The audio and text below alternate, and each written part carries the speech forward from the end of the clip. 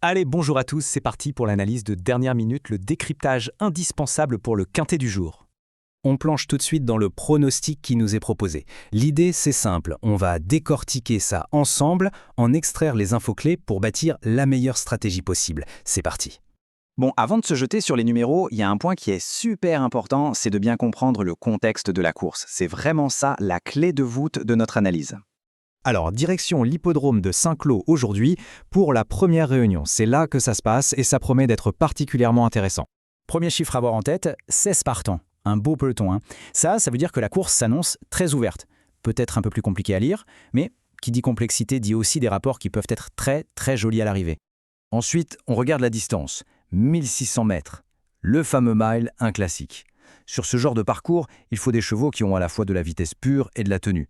Les vrais spécialistes du mile auront un avantage, c'est une certitude. Et puis, regardez-moi ça, l'enjeu financier. Plus de 50 000 € d'allocation. Alors forcément, avec une telle somme, on a du bon monde au départ. Les jockeys sont affûtés, les chevaux sont au top de leur forme. Ça va batailler sec, c'est garanti. Allez, on jette un œil rapide aux détails techniques. On est sur le prix de la Maison des Jardis, une course de plat, de classe 2. Très important, c'est un handicap divisé. Ça se court sur gazon, corde à gauche, un détail qui peut favoriser certains concurrents. Et c'est réservé aux chevaux de 4 ans et plus. Voilà, maintenant, on a vraiment toutes les cartes en main. Bon, le contexte c'est fait. Maintenant, on passe au moment que tout le monde attend, n'est-ce pas? Le cœur du réacteur, les numéros qui se détachent, ceux qu'il va falloir suivre de très très près. La grande question. Quels sont les numéros à jouer aujourd'hui? Eh bien, l'analyse qui a été faite nous donne une piste assez claire, avec une sélection bien précise. Le premier qui sort du lot, celui qui semble être la base solide de notre jeu, c'est le numéro 3. Il est mis en avant, il y a sans doute de très bonnes raisons pour ça. Juste derrière, ou plutôt à ses côtés, on a le 11. Avec ces deux-là, le 3 et le 11, on a un duo de choc qui se dessine. Ça sent vraiment très bon pour les premières places.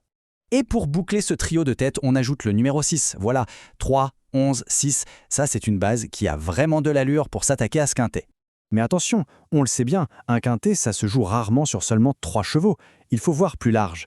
Voyons donc la sélection complète qui est recommandée pour aujourd'hui.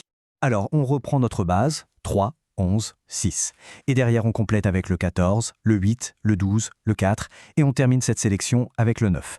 Ça nous fait un joli jeu en 8 chevaux, de quoi voir venir. Un point qu'il ne faut jamais oublier, le non partant. Ça arrive plus souvent qu'on ne le pense. Et c'est là qu'intervient le cheval de complément. C'est notre assurance, notre filet de sécurité en quelque sorte. Et pour cette course, le numéro désigné pour ce rôle, c'est le 15. Donc si l'un des chevaux de notre sélection est forfait de dernière minute, c'est le 15 qui prend automatiquement sa place. Il faut bien l'avoir en tête. Allez, on arrive au bout. On va synthétiser tout ça pour que ce soit bien clair, pour avoir la combinaison finale prête à l'emploi. Donc on récapitule. La sélection en 8, 3, 11, 6, 14, 8, 12, 4 et le 9. Et on n'oublie pas notre roue de secours, le numéro 15, en cas de non partant. Voilà, l'essentiel à retenir est là. L'analyse nous donne cette direction, c'est clair, mais on le sait tous, la seule vérité, c'est celle de la piste. Alors la question finale, est-ce que la combinaison gagnante est bien là, sous nos yeux? Réponse imminente. En attendant, bonne chance à tous.